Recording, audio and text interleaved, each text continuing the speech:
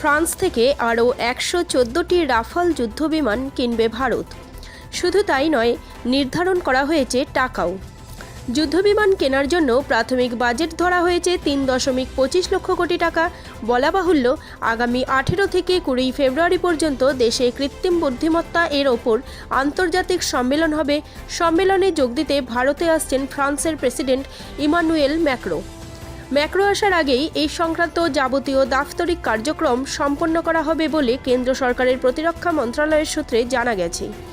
আগামী সপ্তাহে এই ইস্যুতে গুরুত্বপূর্ণ বৈঠক হবে বিদেশ মন্ত্রণালয়ের সমরাস্ত্র ক্রয় বিষয়ক সংস্থা ডিফেন্স অ্যাকুইজিশন কাউন্সিলে। সে বৈঠকে চেয়ারম্যান হিসেবে উপস্থিত থাকবেন প্রতিরক্ষা মন্ত্রী রাজনাথ সিং। জানা গেছে যে 114টি রাফাল ফ্রান্সের কাছ থেকে কেনা হবে, সেসবের মধ্যে 18টি তৈরি অবস্থায় পাবে ভারত। বাকিগুলো তৈরি হবে ভারতেই এবং তাতে ভারতীয় প্রযুক্তিরও ব্যবহার করা হবে সেই বিমানগুলোতে। এই যুদ্ধ বিমানগুলোর মধ্যে 88টিতে একজন পাইলটের বসার জায়গা থাকবে, বাকি 26টিতে বসতে পারবেন দুজন পাইলট।